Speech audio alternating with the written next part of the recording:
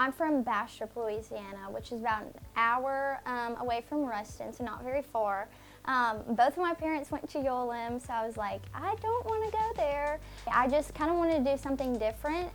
So I came in toward Louisiana Tech, and I loved it. It was the only school I applied to. So I came here for orientation, and there I decided to major in political science, and I started my journey, and I haven't looked back since.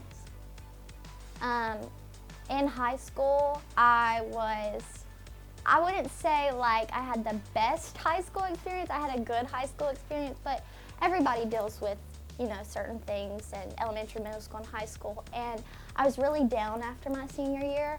I really wanted to do something with my time here. I really wanted to make something out of myself, and just having opportunity after opportunity given to me by the Lord, and Him saying, I have all these blessings in store for you, and you're just gonna look back and look at my faithfulness.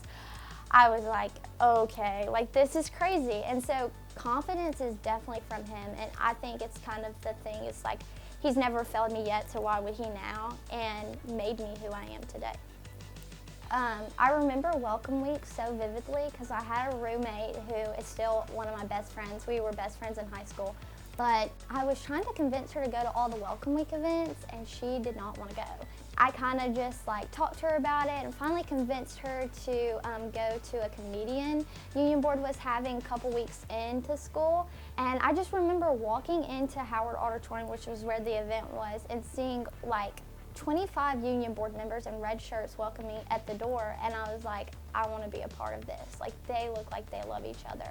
So I applied for Union Board after that event, and they're accepting applications the fall of my freshman year. I remember leaving that interview, driving home to Bastrop, calling my mom, and I was like, I did not get on Union Board. I was like, that was horrible.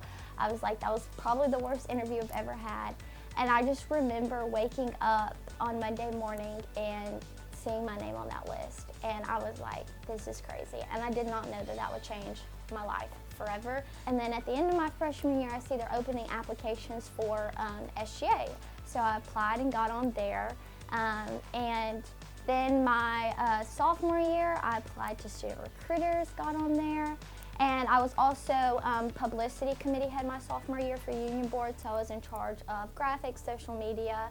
And then my junior year, I would really say, is when that leadership style and position kind of started coming about. I wrote in to be spring fling committee head, and I got it, so I got to plan that with Kay Jordan. And I kind of had it in my mind I wanted to run for vice president.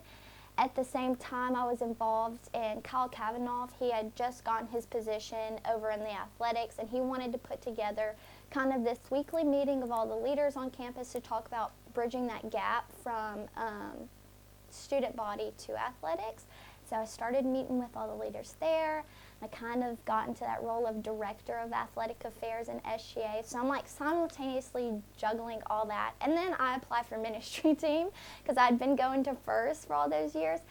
Now in my senior year, have been focusing on being vice president of Union Board, which has been a blessing. So the biggest thing I can think about leaving, what my legacy will look like leaving tech, will be just service. I want people to remember me giving all I had to them in my positions, and knowing that I took it seriously and that I was here to serve and help them. And so when I really think about that, it might not be my name particularly attached to service, but when they think about the VP position, they think about a person that's ready to serve her board and her people.